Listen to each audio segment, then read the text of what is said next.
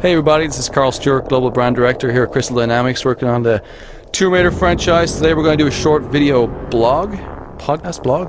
What do we call them nowadays? A vlog? A blog, I think is what it's called. A pog. So today we're going to go through the making of the Game Informer cover and how we came to this phenomenal sort of image of Lara's face in the January issue.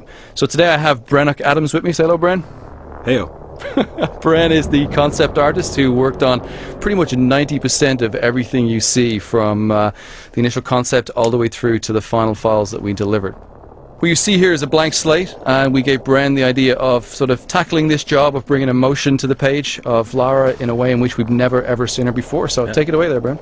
Yeah, so basically in this first phase what we're trying to do is get a quick black and white sketch down just to give them an idea of what we were thinking and kind of what they were talking about, which is trying to portray the emotion through just a crisp, clean shot of her.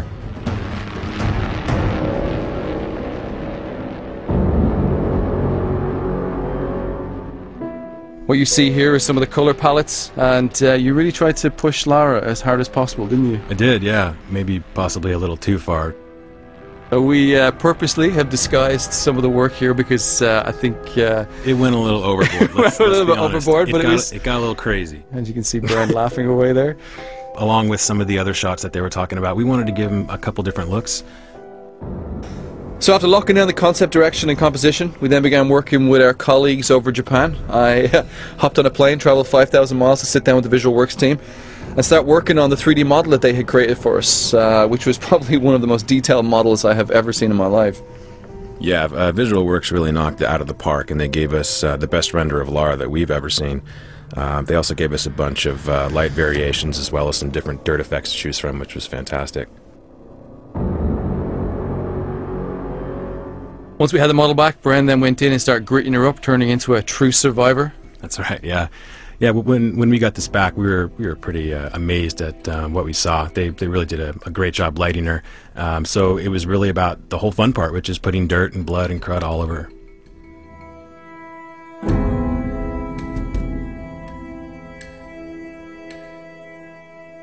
So, whilst Bren was working away here at the studio on the main portrait, we had our agency in LA, Petrol, start working on compiling the working files, laying everything out, and that massive job of building out that background.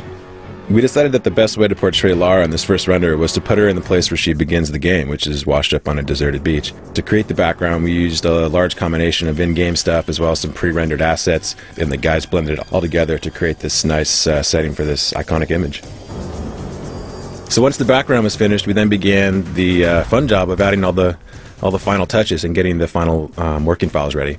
And the job was split between 2 locations in LA and San Francisco. Bren literally did not leave his desk for a straight 48 hours. And if you notice that bottle of tequila on his desk, it got less and less as the day progressed. Essential. So after all the hard work, we then managed to marry all those files together and create what you see as the January cover of Game Informer. It was a real honor to work on this first ever image of our new Lara, and I hope you enjoyed it. So thanks to all the teams at Visual Works in Japan, Petrol in LA, and the teams here at Crystal Dynamics for all the time they spent working on this awesome piece of art. Until next time, see you soon. Later.